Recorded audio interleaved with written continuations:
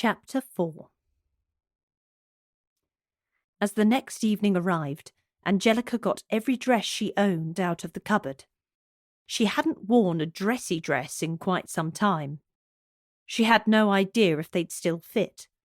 Angelica hadn't monitored her weight since she'd moved to Spain the previous year.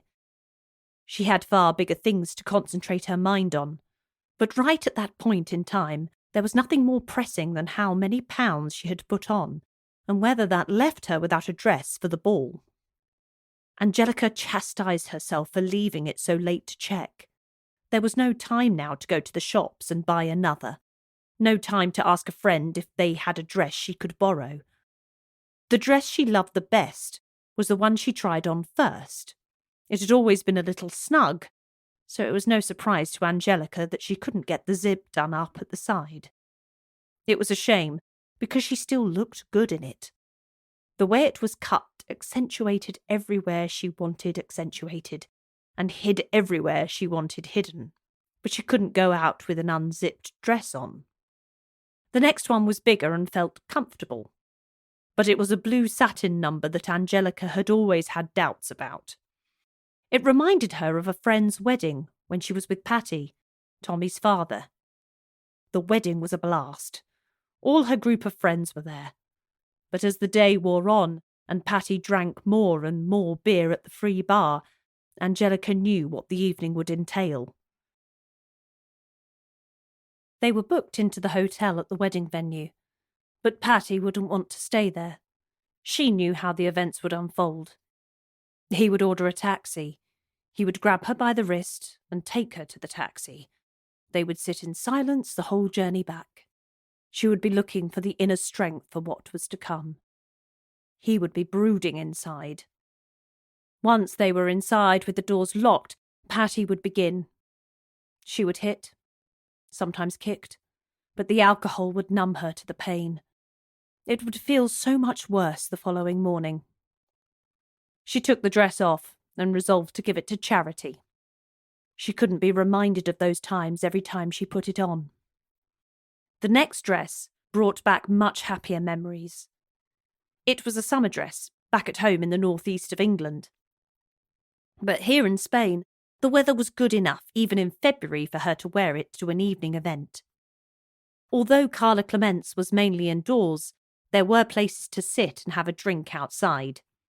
She knew that her friends would want to do this. It was their kind of thing. She looked at herself in the full-length mirror that had come with the apartment. It was one of the few things that she wanted to keep there in the long term. It made her smile. That was the acid test for Angelica. Whereas the previous dress had made her frown, the furrows in her brow deepening and making her look like her mother. This dress made the corners of her eyes and mouth upturn in exactly the same way, at exactly the same time. This was it. The dress flowed to her ankles and would look great with a pair of heels. The red in the dress was the right shade for Valentine's Day, but that was coincidental. Angelica chose the dress because it was the dress she wore at Tommy's christening. It was the day all her family gathered round and celebrated the arrival of her son into the world. There were swirls of light blue and orange in there too, but the dress was mainly white. It was the one. Putting the dress back on the bed and replacing all the others in the cupboard, Angelica's mind turned to romance.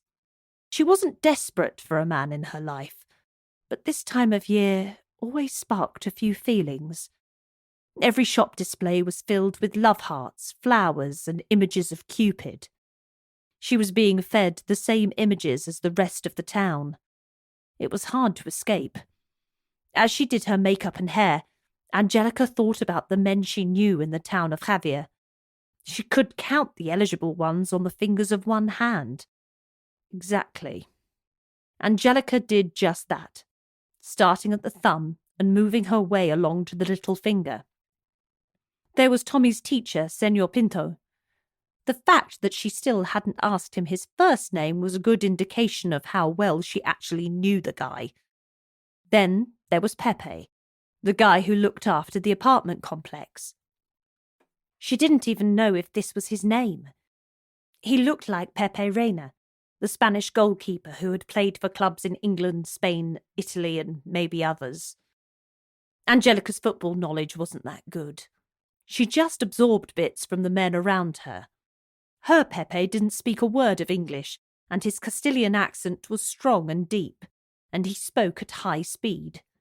She had heard from Mariana that he was single, but he wasn't for her.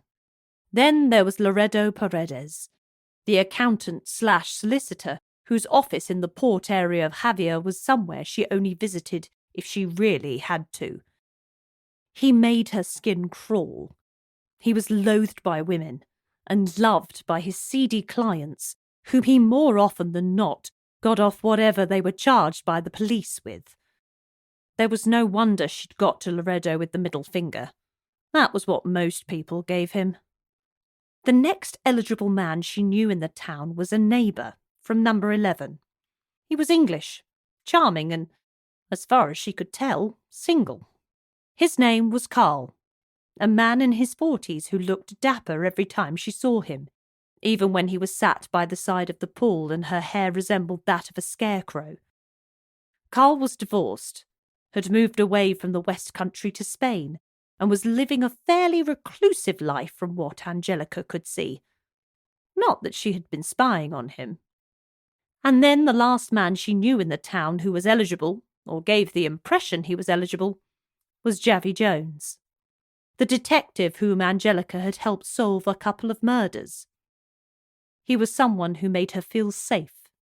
He was someone that she could see being an amazing father figure to Tommy. But the romantic spark wasn't there. Javi was a good guy, maybe even a great guy. But he wasn't someone she fancied. And that went a long way with Angelica.